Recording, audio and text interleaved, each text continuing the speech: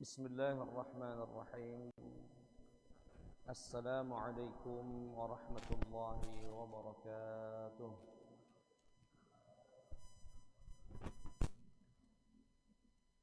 Alhamdulillahi rabbil alamin. Wa afdalus salati wa atammut taslimi ala sayyidil mursalin nabiyyina Muhammadin sallallahu alaihi wasallam wa ala alihi wa sahbihi ajma'ina amma ba'd.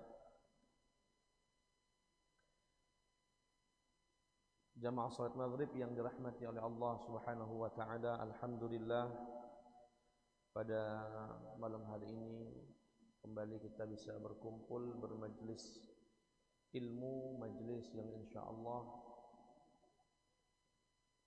dicatat sebagai amal soleh kita di sisi Allah Subhanahu wa taala. Amin ya rabbal alamin. Salawat beriring salam tercurahkan kepada suri tauladan kita Nabi besar Muhammad sallallahu alaihi wasallam. Semoga kita mendapatkan syafaatnya yaumal qiyamati. Amin ya rabbal alamin.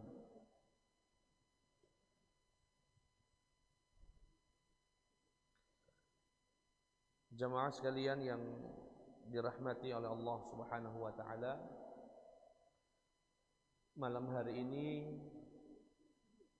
kita akan mempelajari tata cara salat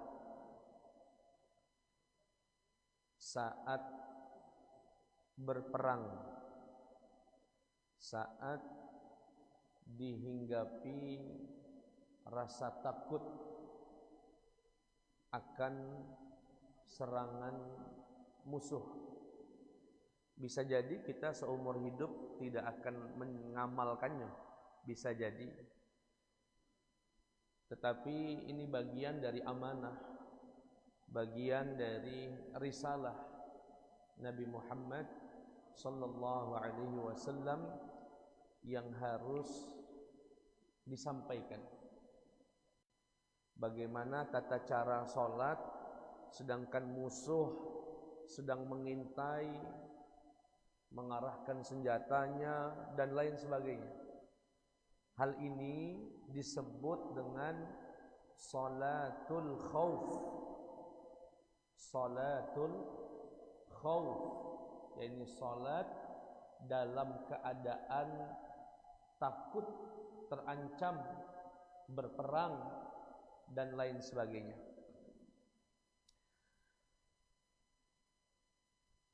Ada beberapa cara bagaimana salat itu dilaksanakan.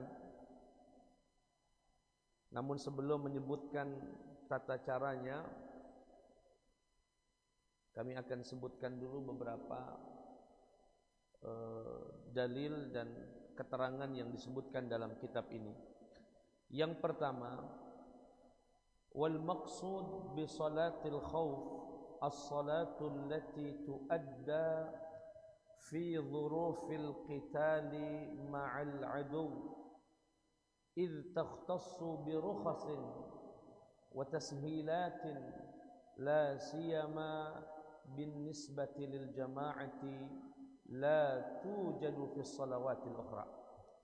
Kata beliau, yang dimaksud dengan salat khauf adalah salat yang dilaksanakan dalam kondisi perang atau siap-siap berperang, sehingga salat ini berbeda sedikit dari salat-salat biasanya karena mendapatkan beberapa keringanan, terutama jika salat itu dilaksanakan secara berjamaah. Adapun dalil yang mensyariatkan salat khauf, di antaranya firman Allah Subhanahu wa taala dalam surat An-Nisa ayat 102 dan beberapa hadis lainnya.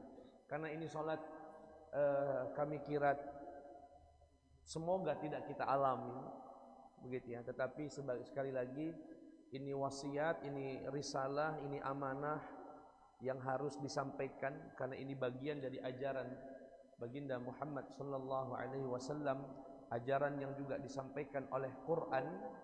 Maka dalam kesempatan ini kami akan jelaskan bagaimana tata caranya dan mungkin langsung praktek.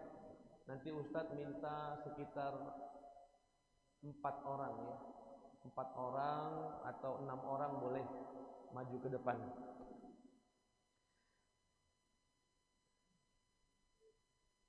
Cara yang pertama, wahia indama yakunul adu rabidan fi jihatil qiblah wal qitalu ghairu multahim atau ghairu multahim. Yang pertama, ketika musuh berada di arah kiblat. Ini kondisi yang pertama, musuh di arah kiblat kita salat. Dan perang belum terjadi kontak fisik, masih sebatas saling mengintai ya, atau mungkin saling mendatangi dan lain sebagainya. Fa idza aradal junudu an yusallu jama'atan, jika kemudian orang-orang para tentara muslim mau melaksanakannya secara berjamaah, dan mereka pengennya berjamaah yang besar, yaitu jamaah sekali saja, bukan dibagi-bagi. Misalnya pasukannya ada 1000 pasukan, mereka berinisiatif karena pengen dapat pahala yang besar, melaksanakannya 1 kali sholat jamaah, artinya tidak dipotong-potong, tidak dibuat 10-10 dan lain sebagainya, dan tidak sendiri-sendiri, pengen berjamaah. Musuh berada di arah kiblat. Apa yang harus dilakukan?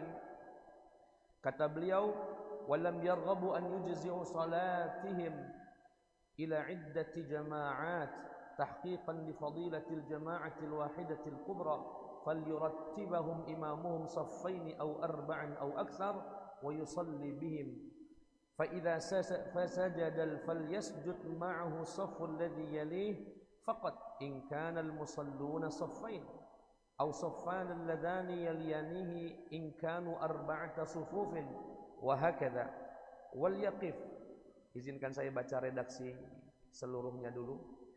وليقف الباقون يحرسون إخوانهم من حركة غادرة أو نحوها فإذا قام ومن سجد معه سجد الباقون ولحقوا إمامهم في قيام الركعة الثانية فإذا قام ومن سجد معه سجد الباقون ولحقوا إمامهم في قيام الركعة الثانية فإذا سجد الإمام للركعة الثانية تبعه من تخلف في الأولى وتخلف المتبعون له إذ ذاك ثم يتلاحق الجميع في جلوس التشهد ويسلمون جميعا.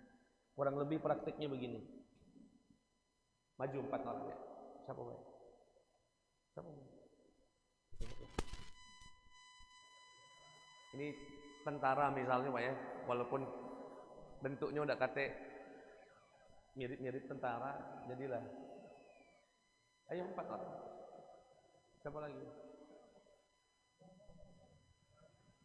Ay, tentaranya kecil-kecil main ini kalah galau gitu. Ya. Ini karena mic-nya terbatas, nggak sampai panjang. Ini maksimal ya.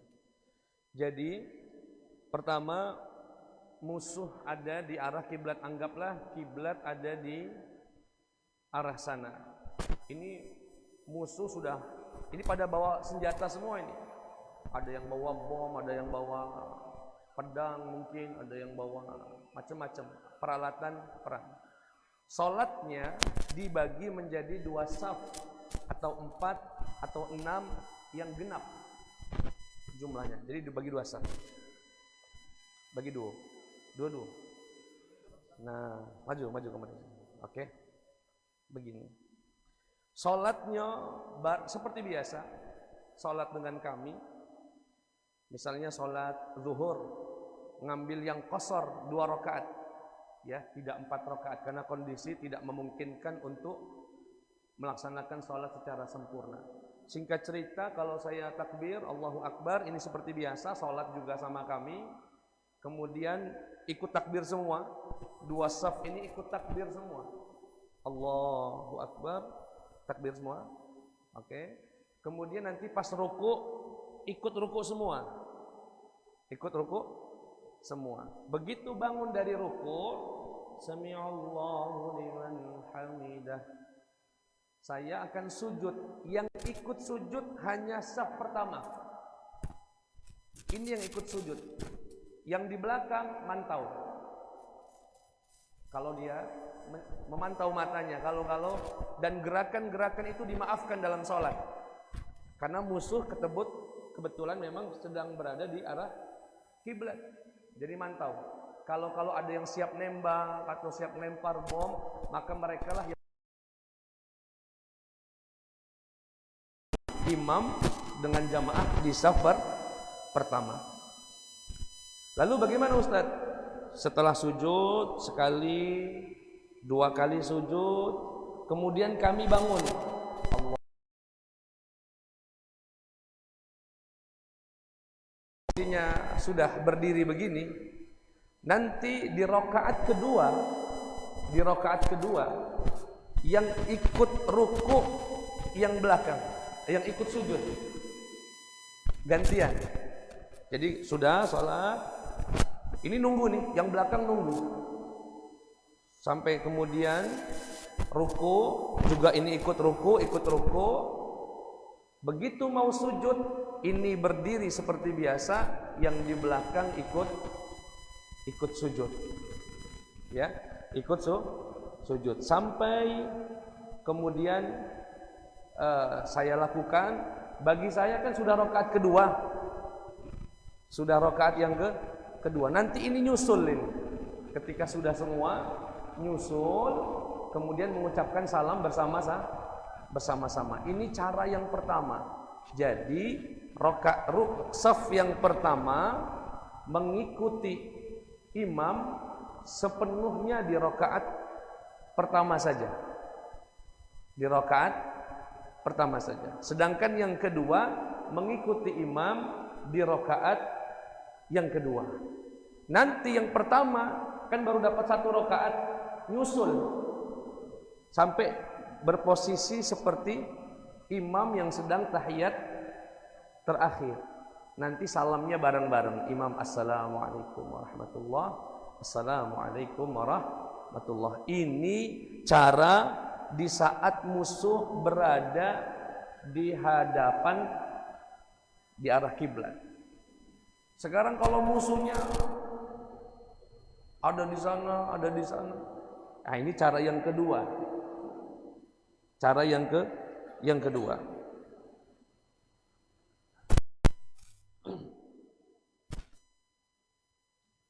Baik.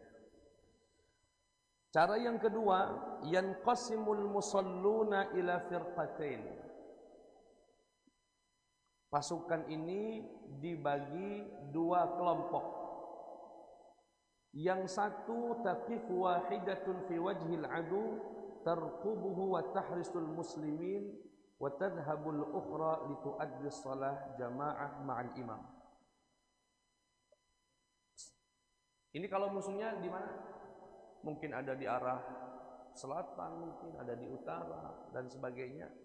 Maka satu saf bersama imam, saf yang lain menghadap ke arah musuh. Ya mungkin ada yang ke sana begini, mungkin yang satu ada yang ke arah kiri. Pokoknya bergantung di mana musuh-musuh itu berada.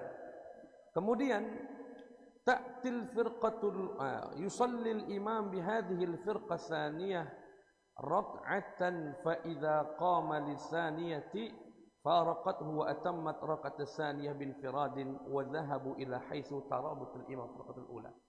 Sekarang ini salat sama ustaz, sama imam, dapat 1 rakaat.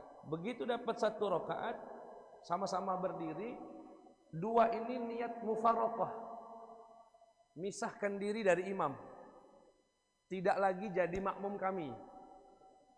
Sudah dapat 1 rakaat, berdiri, ini sholatnya cepat, menyelesaikan sholatnya sendirian tanpa mengikuti instruksi. Saya sendiri gimana imam? Dianjurkan memperpanjang sholat, baca ayatnya yang lama. Begitu ini selesai sampai salam, ini langsung bubar, mengambil posisi, menggantikan posisi teman-temannya yang tadi menjaga, yang sedang menjaga tadi, langsung berbaris di belakang kami yang sedang menyempurnakan rakaat kedua.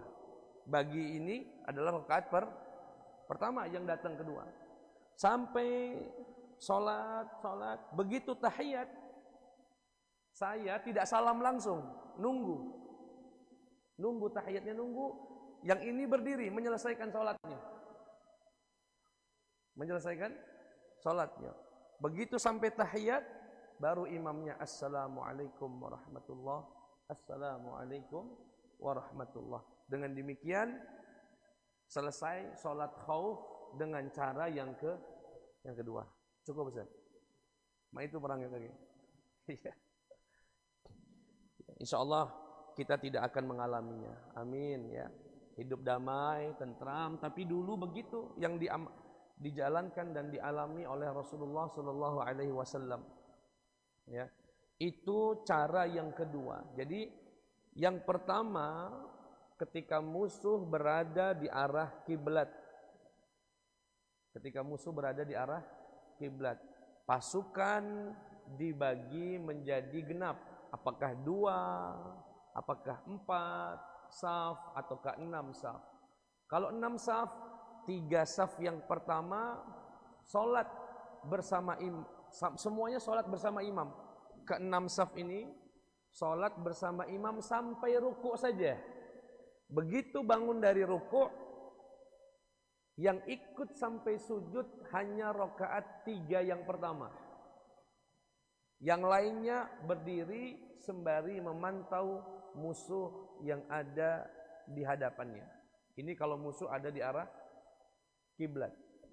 Nanti ketika selesai sujud yang pertama, kemudian sujud yang kedua, barulah bangun imam bersama dengan jamaah yang berada di saf pertama, kedua dan ketiga tadi, gantian ya, sholat lagi sampai ruku lagi, tapi yang ikut sujud hanya rakaat yang di belakang. Adapun yang rakaat di depan gantian memantau musuh. Kemudian imamnya menunggu, ya, disebutkan wal yaqif baqun yahrusuna ikhwanahum min harakatin ghadirah fa idza qama, dan tatkala imam berdiri bersama saf yang pertama, sajadal baqun wa lahiqu imamahum fi qiyamis tsaniyah. Jadi ketika bangun imam sama saf yang pertama, rakaat yang di belakang tadi kan sudah sampai mana? Sudah sampai ruku, ya. Sudah sampai ruku. Dia tinggal melanjutkan sujudnya sekali, dua kali. Imamnya memperpanjang bacaannya. Kemudian fa idza sajadal imamu li raq'ati tsaniyah. Ketika imamnya mau melaksanakan rakaat yang kedua, yang ikut sujud sampai terakhir adalah jamaah yang tadi di rakaat pertama tidak ikut. Semoga bisa dipahami. Bisa dipahami tidak kira-kira?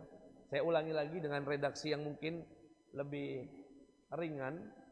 Jadi nggak usah 6 saf, ya. Kita buat ada dua saf saja. Ini jika musuh berada di hadapan, maka seluruhnya mengambil saf, ya, imamnya di depan, di belakangnya ada dua saf. Salat seperti biasa. Begitu imamnya ruku, semua ikut ruku. Semua tanpa terkecuali, baik saf pertama ataupun saf kedua. Begitu imam bangun dari ruku, semua juga bangun. Nah, tatkala imam sujud, yang ikut sujud hanya rakaat saf yang pertama. Ikut sujud, duduk di antara dua sujud, kemudian sujud lagi. Adapun yang saf kedua berdiri sembari memantau musuh. Setelah selesai dari dua sujud, berdiri imam. Berdiri juga jamaah yang di saf pertama berdiri. Nah, saf kedua tadi sudah sampai ruku. Apa yang dilakukan? Menyempurnakan sujudnya, gantian mereka yang sujud. Sujud sekali, duduk di antara dua sujud lagi, kemudian berdiri. Artinya sekarang keseluruhan jamaah sudah menunaikan rakaat pertama. Setelah itu imam masuk rakaat kedua. Ketika imam ruku, nah di sini semuanya ikut ruku. Imam bangun dari ruku dan mau sujud, yang ikut sujud adalah mereka yang berada di saf kedua. Yang saf pertama ngapain Ustaz? Gantian menjaga musuh. Imamnya kemudian sujud, rakaat kedua, saf kedua sujud, duduk di antara dua sujud lagi, kemudian duduk baca tahiyat. Di saat itu saf yang pertama yang tadi mantau musuh menyusul dengan cepat sampai mereka bersamaan dengan jamaah yang lain, kemudian salam bersama-sama. Itu ketika musuh berada di satu arah, yaitu arah kiblat. Tapi kalau musuh berada berpencar-pencar, ada yang di kanan, di kiri dan sebagainya, maka tata cara salatnya, imam salat, kemudian setengah dari tentaranya salat bersama imam. Begitu salat, yang lainnya mengelilingi jamaah sembari menjaga orang yang sedang salat. Begitu dapat satu rakaat, Allahu Akbar, kemudian sujud 2 kali, kemudian berdiri. Orang yang sholat sama imam ini, yang sholat duluan, itu mufarokoh. Mufarokoh itu apa Ustaz? Sholat dewe, tidak lagi mengikuti dan dipercepat. Allahu Akbar, Allahu Akbar, Allahu Akbar, dan sebagainya cepat. Ya, tentu dengan memperhatikan rukun dan syarat. Kemudian salam. Imamnya ngapain Ustaz? Berdiri sendirian. Memperpanjang bacaan sholatnya. Setelah salam jamaahnya, memencar mereka, bubar. Bergantian yang tadi menjaga, gantian di belakang imam. Laju, setelah masuk, diberikan waktu yang cukup, kemudian imam ruku, kemudian sujud, kemudian sujud 2 kali, kemudian duduk. Bagi imam, ini rokat keberapa? Rokat kedua, berarti rokat terakhir, karena dikosor. Mau sholat membaca tahiyat. Baca dia tahiyat, yang jamaah yang datang belakangan ini, bagi dia itu rokat keberapa? Pertama. Saat itu dia berdiri, menyempurnakan sholatnya masing-masing. Nah, sholat, sampai berposisi tasyahud di belakang imam. Nanti salamnya bareng-bareng sama imam. Imamnya assalamualaikum warahmatullah, assalamualaikum warahmatullah, diikuti oleh jamaah. Kenapa Ustaz sedemikian rupa? Satu alasannya, biar kita meniru Rasulullah sallallahu alaihi wasallam. Meniru Rasul. Karena begitu Nabi mencontohkannya. Dan cara yang ketiga, ketika musuh bukan lagi berbicara sedang berposisi di sana dan di sini, sedang perang, sedang lempar-lemparan bom. Salat pun tidak gugur. Orang lagi perang, mungkin ada yang melempar rudal, ada yang mengirim pesawat seperti Ukraina sama Rusia. Bagaimana salatnya Ustaz? Salatnya boleh sambil jalan, boleh sambil naik mobil, boleh sambil naik kuda, kiblatnya boleh ke kanan, boleh ke kiri, dan lain sebagainya. Boleh sambil bawa pedang, yang penting tidak ada najis pada pedangnya. Pakainya pun bersih dari najis. Dan ini yang disebutkan di dalam Al-Quran, dalam surat Al-Baqarah, wa hafidhu ala salawati was salatil wusta wa qumu lillahi qanitin. Kemudian kata Allah, fa in khiftum, jika kamu takut terjadi perang kontak fisik sama musuh, farijalan aw rukbana, maka salatlah dalam kondisi sambil berjalan, atau rukbana, sambil berkendaraan.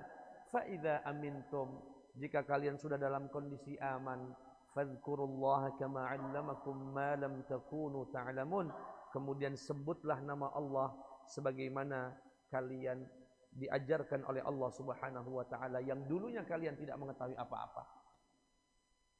Jamaah sekalian yang dimuliakan Allah Subhanahu wa taala, dengan singkat berarti tata cara salat khauf itu ada 3. Ketika musuh berada di hadapan, sudah kami jelaskan, atau musuh berpencar, dan kedua kondisi ini belum ada kontak fisik, belum terjadi perang, masih saling memantau saja. Yang ketiga, ketika perang itu benar-benar sudah terjadi. Ya. Disebutkan dalam kitab ini, kitab yang satunya, sebetulnya tata caranya ada 16 cara. 16. Tetapi yang dipilih oleh Imam Syafi'i hanya 3. Ya, yang dipilih dan dijelaskan dalam buku-buku itu hanya 3. Dan dalam buku ini juga ada tambahan satu cara lagi. Dan ini sebetulnya lebih mudah. Ketika musuh tidak begitu banyak, kemudian mereka berada di arah kiblat, tetapi ada pembatas benteng. Pokoknya musuh posisi agak lebih aman lah. Posisi kita agak lebih aman. Contoh, para pasukan yang sekarang menjaga di perbatasan. Nah, ya, ada batasannya, ada bentengnya. Musuh seperti yang ada di Irian Jaya, jumlahnya sedikit, sedangkan jumlah kita lebih banyak. Saat itu tata cara sholat yang mudah adalah imam sholat dengan sebagian jamaah, sebagian pasukan, sempurna sampai salam. Semuanya sampai salam. Assalamualaikum warahmatullah, assalamualaikum warahmatullah. Setelah itu imamnya sholat lagi, jadi imam buat pasukan yang kedua. ngulang lagi sholatnya. Nah imam ini bagi dia hukum sholatnya sunnah. Jadi sholat zuhur lagi, mengimami jamaah yang sampai salam juga. Nah ini untuk kondisi yang tidak terlalu genting, dikala musuh dikit, ya posisinya ada, boleh di arah kiblat, boleh di luar di lain kiblat, tapi jumlah mereka cuma sedikit, ya. Maka saat itu boleh sholat 2 kloter. Kloter pertama selesai, kloter kedua dengan imam yang sama, kemudian menyelesaikan sholat yang kedua. Jamaah sekalian yang dimuliakan Allah Subhanahu wa taala, itu yang berkaitan dengan sholat khauf. Ada pertanyaan, Ustaz, sholat maghrib kan gak bisa dikosor 3 rakaat. Bagaimana caranya? Cara sholat khauf jika yang sholatnya itu adalah sholat maghrib. Maka caranya jamaah sekalian seperti yang dicontohkan tadi. Semuanya bareng-bareng. Kemudian saf yang pertama ini ikut sholat bersama imam 2 rakaat. Ikut sholat bersama imam 2 rakaat. Setelah 2 rakaat mufaraqah, menyelesaikan sholatnya masing-masing. Kemudian nanti berpencar, yang datang belakangan, yang sedang menjaga tadi gantian sholat di belakang imam. Berapa rakaat? Sampai 3 rakaat. Tapi imam cuma menyempurnakan 1 rakaat yang terakhir. Dan imam nunggunya kapan, Ustaz? Sambil berdiri atau sambil duduk? Bagusnya sambil berdiri. Nunggunya sambil berdiri dan lain sebagainya. Baik, terakhir yang ingin kami sampaikan, apa hikmah di balik pensyariatan salat khauf? Kata beliau, yang satu menghidupkan sunnahnya Nabi Muhammad sallallahu alaihi wasallam. Yang kedua, as-salatu la tasqutu bi ayyi halin. Salat itu tidak gugur dalam kondisi apapun, bahkan dalam kondisi nyawa terancam. Maka sungguh besar dosa orang yang diberikan kehidupan nyaman, aman, tidak dalam kondisi perang, tapi mereka tidak mau salat. Dosanya besar sekali. Bayangkan para sahabat ketika mereka terancam nyawanya demi agama ini, mereka tidak meninggalkan salat. Bahkan disyariatkan keringanan-keringanan ya oleh Rasulullah sallallahu alaihi wasallam. Kita hari ini tidur nyaman, musuh enggak ada, perang enggak ada perang. Tapi salat malas. Salat enggak mau. Ya, maka jelas bayangkan itu, sambil perang masih menjaga salat jamaah. Apalagi yang hidup dalam kondisi aman. Dan yang terakhir, jamaah sekalian yang dimuliakan oleh Allah Subhanahu wa taala, kenapa sih Ustaz? Kenapa enggak kaget baik selesai perang salat itu? Sudah kita perang baik dulu fokus, kemudian sudah perang diqadha galau yang tadi ketinggalan. Oh enggak, bukan begitu mindset pikiran orang mukmin. Justru mereka sadar hanya dengan meminta tolong kepada Allah perang itu bisa menang. Bagaimana cara minta tolongnya? Wasta'inu bis-sabri was-salah wa innaha lakabiratun illa 'alal khashi'in. Mintalah tolong kepada Allah melalui perantara salat. Mereka tahu betul cara minta tolong. Senjata terkuat bukanlah senjata yang ada di tangan, bukanlah alat alusista yang lengkap dan modern. Kekuatan yang paling kuat adalah iman bahwasanya Allah akan membantu, Allah akan menurunkan pertolongannya. Bijunudin la tarawnaha, dengan pasukan-pasukan yang tidak mungkin terlihat oleh manusia, dari golongan malaikat dan makhluk Allah Subhanahu wa taala yang lainnya. Sehingga para sahabat dan pastinya dipimpin oleh Nabi Muhammad sallallahu alaihi wasallam sadar betul satu-satunya kekuatan yang bisa diandalkan untuk dimintai pertolongan hanyalah Allah Subhanahu wa taala. Sehingga dalam kondisi perang mereka masih menjaga berjamaah, masih ya melaksanakan sholat. Jamaah sekalian yang dimuliakan oleh Allah, itulah sedikit ya, walaupun ada beberapa hal yang tidak kami jelaskan tentang tata cara sholat khauf. Insyaallah minggu depan kita akan masuk pada sholat Jumat. Yang ini sholat kita lakukan setiap minggu ya, mulai dari tata caranya, kemudian khutbahnya dan lain sebagainya. Insyaallah pada minggu depan. Untuk menyempurnakannya, silakan salawat.